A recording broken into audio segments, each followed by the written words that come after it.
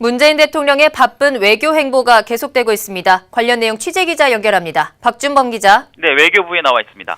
네, 문재인 대통령이 에이펙 정상회담이 열리는 베트남 다낭으로 이동했죠. 그렇습니다. 문재인 대통령은 오늘 오전 1박 2일간의 인도네시아 일정을 마치고 베트남에 도착했습니다. 베트남에서 문 대통령은 에이펙 정상회의에 참석합니다. 이번 정상회의는 새로운 역동성 창조, 함께하는 미래 만들기라는 주제로 열립니다.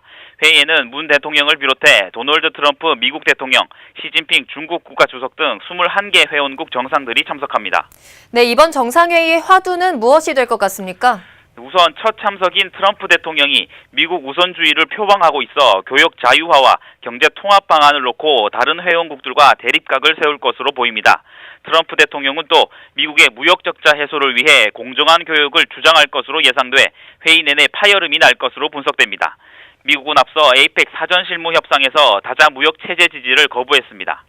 그렇군요. 역시 우리의 관심은 문재인 대통령과 시진핑 중국 주석과의 정상회담일 텐데요. 어떻게 될 것으로 예상됩니까? 네, 문 대통령과 시진핑 주석이 두 번째 정상회담을 가집니다. 이 자리에서 두 정상은 한반도 긴장 완화 해법을 모색할 것으로 보입니다.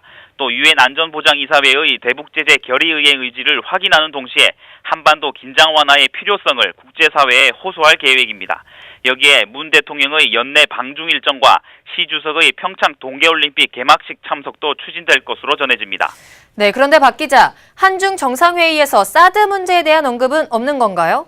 네, 이번 정상회담에서는 사드 문제를 언급하지 않는 쪽으로 의견이 모아졌습니다.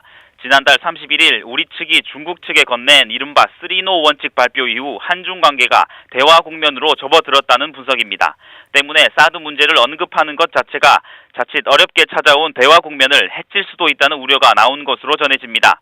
정부 관계자는 정상회담에서 사드 문제를 거론하는 것 자체로 한중 관계에 부담이 될 수 있다고 판단해 빼기로 최종 합의했다고 밝혔습니다. 상황을 종합해볼 때 이번 정상회담을 계기로 한중 관계가 급격한 회복기를 맞이할 가능성도 커 보인다는 것이 외교가의 공통된 시선입니다. 지금까지 외교부에서 아시아경제TV 박준범입니다.